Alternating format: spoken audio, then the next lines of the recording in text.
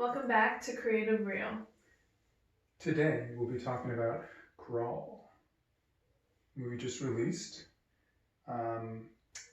dealing with the protagonist Haley going in search of her missing father in the onset of a massive hurricane hitting her hometown.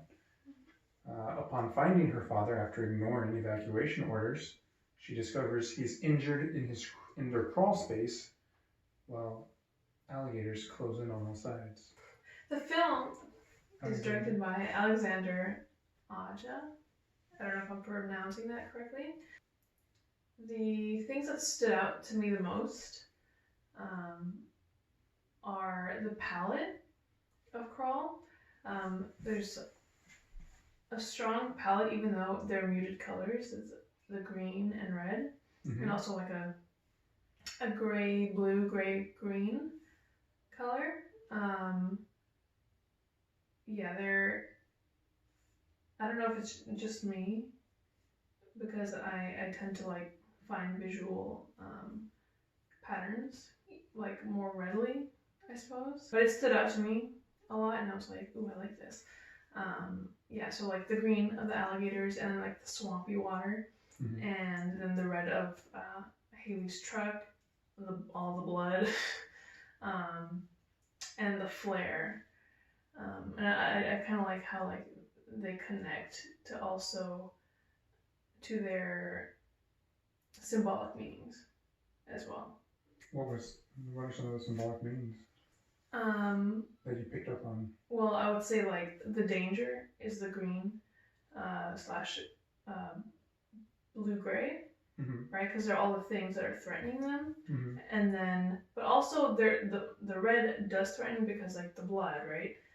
But I feel like that's probably more though like an after effect. Yeah, it's an after effect of the threat, as well as Haley, like her truck is red, and the flare is like something that can save them, you know? So it's like they kind of had to like go into this trauma in order to like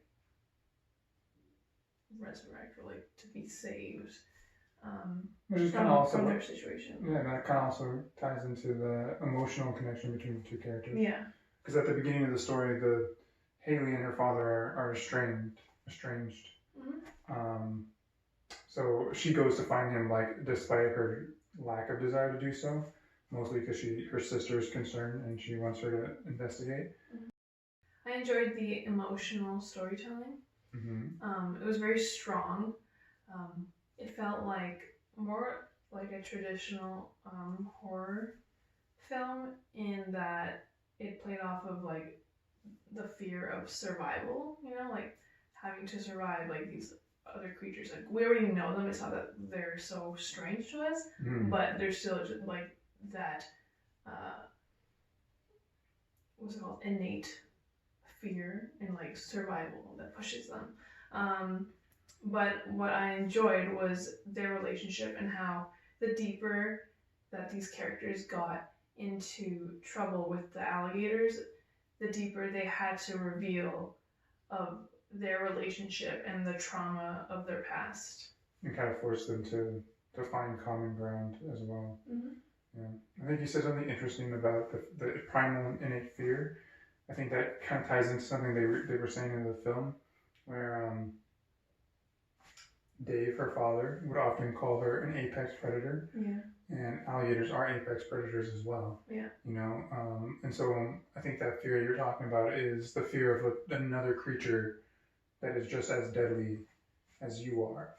So therefore, you're not necessarily like at the top of the food chain in that situation. Yeah. Especially in their current situation where they are in a flooding space.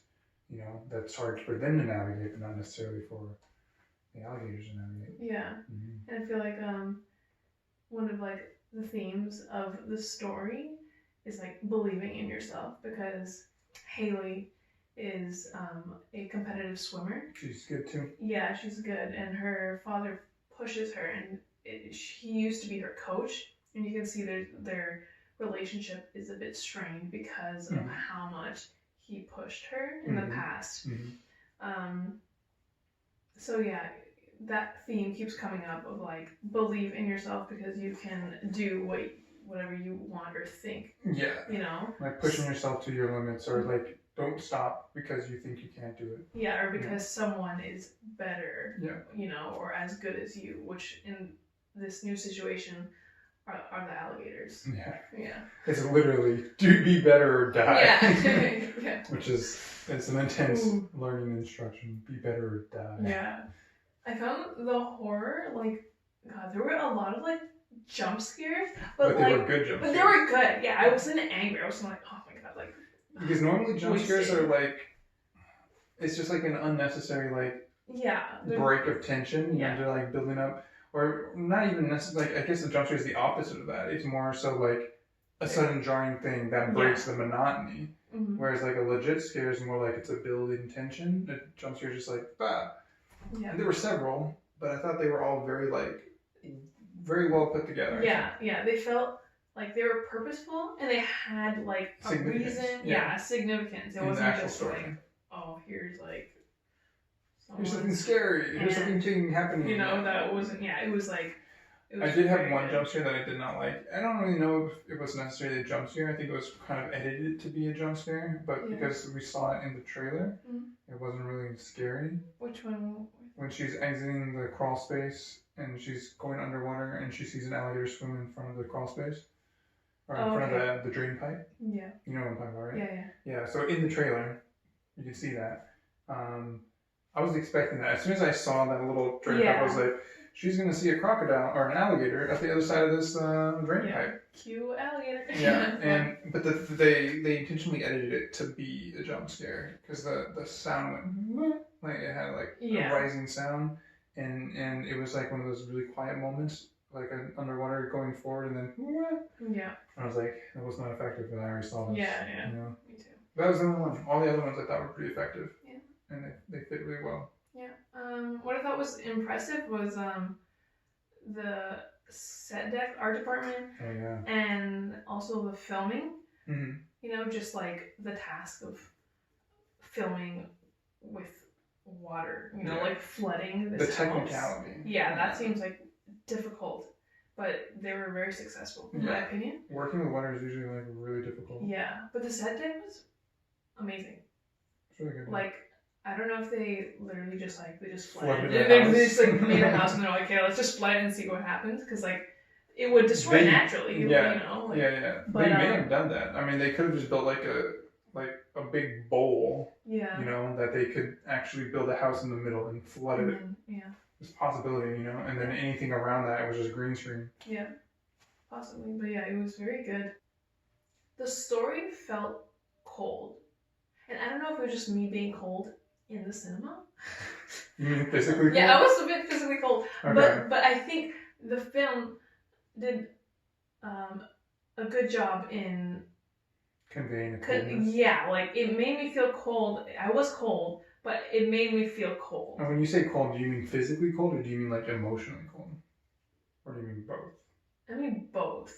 Because I can understand the physically cold because they're in a hurricane. Yeah. They're in a crawl space. They're surrounded by cold-blooded creatures, you know, and there's a lot of blood loss. So I'm sure they would be cold. Yeah, I think from all the trauma that was happening and like the circumstance of the weather, that made me feel cold. Yeah. You know? But then the intensity was more of like a warmth, but it wasn't a warmth, but it was powerful in that whatever the emotional trauma that was happening. Because I wouldn't say the emotional thing felt cold at all. I thought the emotions felt really alive. It felt raw. Yeah. And just like really intense, which I liked that contrast or like that play on each other. It fit really well together. I think so. Yeah.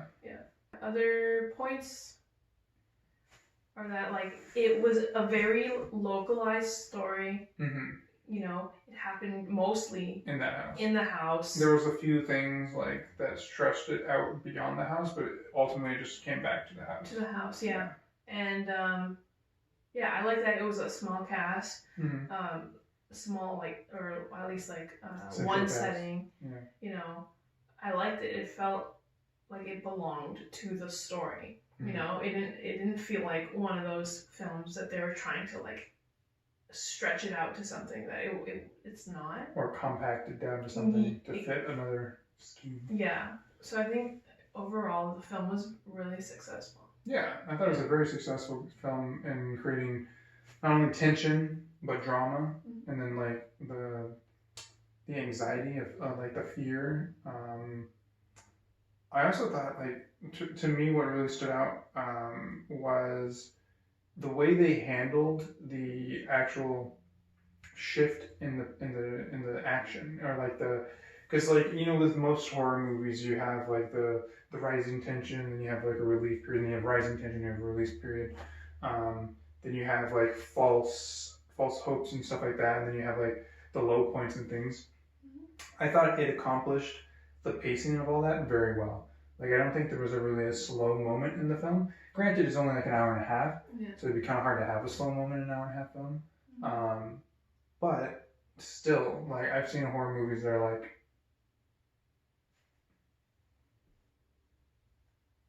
why aren't they doing something? You know. But this one felt really. It had a really smooth momentum to it. Yeah. Now that's what I thought. Like to me, it really stood out was the momentum, like the way it carried itself. I actually was half expecting it to be kind of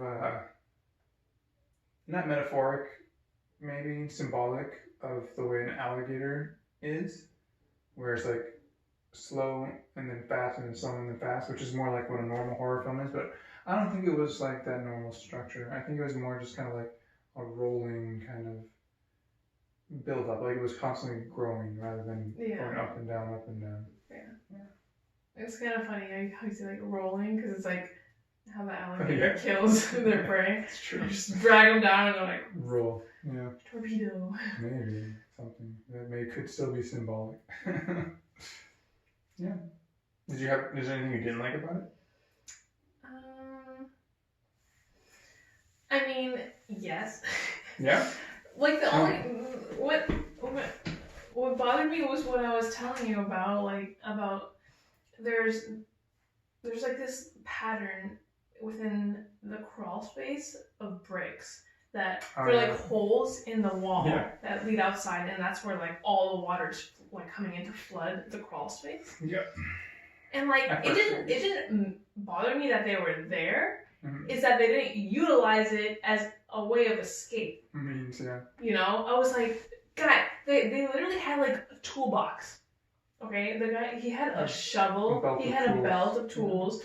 She had a pry bar, like all these tools. Well, granted, the pry bar was on the first floor, not the crawl space. Okay. Well, and his toolbox was on the first floor, not the crawl space. But they did have he had a shovel, he had a belt, he had some stuff, and they were trapped in this in a small space within the crawl space. That the alligator couldn't reach them, right? And that was right like behind them was that wall of like the holes in the bricks. Yeah, there was at least one there that they had easy access to. Yeah, so I'm like, guys, that's outside, and before it even started flooding, I'm like, you didn't even try to like hit the wall so it could break, so you could create a hole so you could get out of there, you know, instead of thinking of like, how are we gonna go, like get out like towards the alligators? You could have. It's like there's literally a wall with holes right behind you. It is bricks, and maybe they thought they couldn't break it. Yeah, it's bricks, but still, I'm like, guys, come on, like you don't want to go that way. So you know, right behind you, you can see outside, and there's like the integrity I feel would be, it's weaker, you know, that space. Probably. Because there's holes. I'm like, and there was less bricks. So I'm like, guys, trying to freaking like. Because they weren't like small spaces. They were probably like that big. Yeah. Maybe a little bit smaller. I think you could probably fit your arm through like the holes of the brick. Maybe not. I feel like she could fit like her arm almost. Maybe. Yeah. I don't know. I feel like the holes themselves are small, but I think the whole thing, like if they managed to break all the brick in that space, may have. She at least probably could have squeezed through. Yeah. You know. So I don't know about him with his freaking broken leg. Yeah. Him. Yeah. No. But still, I was that's what made me frustrated. I was like, guys, come on, like at least try. Like that was my first idea. I was like, And then also when she decides to call 911, like in the middle of the danger Oh, yeah. zone, I'm like, girl. When she was doing that in the theater, I was like, what are you why? doing? Do you not realize there's an alligator literally around the corner? Yeah. And you could just as easily just like backtrack back to where it's safe, where you know you can actually even where she was, there was not like a clear signal, like where they were safe. Yeah. There's the wall right there. You could just like get right next to the wall. She was just like in the middle of traffic, and I'm like, I know there's another alligator. Yeah. Like I already know. I'm like, you can't think there's just one threat, okay? Like she's like, oh yeah, I'm just gonna like sit here, you know. And she wasn't even completely watching. Paying attention, yeah. That's what annoyed me. I was like, if you're gonna be here in the middle of nowhere, like where it's dangerous, at least pay attention. Yeah. So yeah, that also I was like. Yeah. See, those gripes to me are like indicative of horror in general, though. Yeah. Because they tend to have like these little stupid moments. Where we as people who are not in that situation are like, why are you being dumb? Yeah. That's true. But I think like they were both those were very dumb moments. I was like, come on, guys. Yeah. Like, but overall, I feel like they're like it was pretty successful overall. I think so, I feel like they were pretty smart characters overall.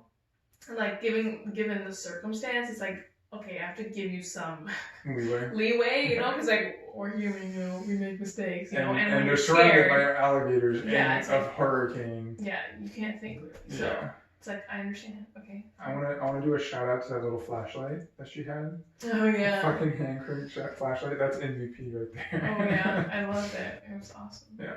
I want one of those now. I know, me too. I was like, oh, I might need one of those. That's a very useful device. Yeah. I should get one. Yeah, same. There was something else I wanted to say. Let me think for a second here. Yeah. Oh yeah. I just wanted to point out that alligators don't act like that normally. Okay? Now, they have a reason. They have a reason why they're acting that way, which is fine. I'm not going to spoil it. Although I think they show a brief section of it in the trailer. I can't remember 100%. The nest. Oh yeah. Yeah, but normally alligators don't just like chase down people and attack people at random. Even in the middle of like their own territory, they don't do that. They're not like they don't go out of their way to attack things. They're ambush hunters. Like the first time the alligator attacked, yeah, I can buy that because it was literally sitting there waiting. Right? Mm-hmm. Maybe the second time, sure. But the third, fourth, fifth, sixth, eighth time, the 12th time, then now it's just pushing over the edge. I'm like, okay, like I get it. They're kind of like you have to be more action with these things, but use some different creature, I guess. Like, come on. Mm-hmm. But other than that, like I thought it was pretty good. Yeah. Crawl. Flaming real. Flaming real. Crawl. A flaming reel.